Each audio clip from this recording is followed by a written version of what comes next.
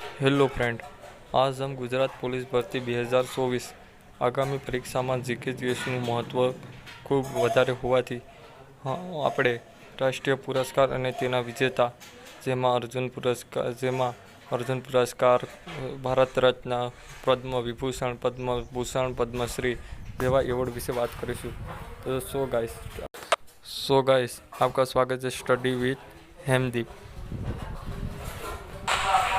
તો મિત્રો, આપણો પહેલો પ્રશ્ન છે, ભારતનો સર્વોચ્ચ સન્માન એવોર્ડ કયો છે? પહેલો ઓપ્શન ભારત રત્ન, બીજો ઓપ્શન પદ્મ વિભૂષણ, ત્રીજો ઓપ્શન પદ્મભૂષણ, ચોથો ઓપ્શન પદ્મશ્રી.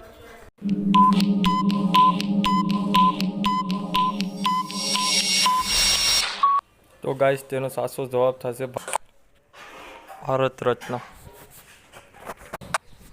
તો આપણે ભારત રત્ન વિશે માહિતી મેળવીશું હવે. ભારત રત્ન એ ભારત દેશનો સર્વોચ્ચ નાગરિક સન્માન પુરસ્કાર છે. આ પુરસ્કાર રાષ્ટ્રની સેવા બદલ એનાયત કરવામાં આવે છે.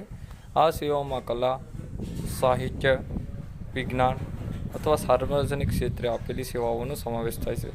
શરૂઆતમાં આ સન્માન ફક્ત કલા, વિજ્ઞાન, સાહિત્ય અને જાહેર સેવાના ક્ષેત્રમાં પ્રદાન કરનારી વ્યક્તિઓને જ આપવામાં આવતું હતું. પુરસ્કારની સ્થાપના 2 જાન્યુઆરી 1954 એ સમયના રાષ્ટ્રપતિ રાજેન્દ્ર પ્રસાદ દ્વારા કરવામાં આવી હતી.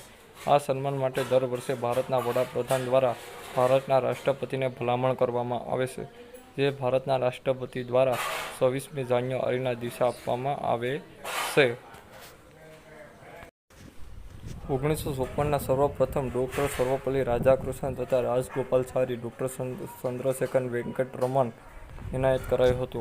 ભારત રત્ન 2024 રાષ્ટ્રપતિ દ્રૌપદી મુર્મુએ આજે ભારતના 2 ભૂતપૂર્વ વડાપ્રધાન પીવી નરસિમ્હા રાવ અને ચૌધરી મરણોત્તર ઉપરાંત ભારત રત્ન પુરસ્કારથી સન્માનિત કરાયા છે.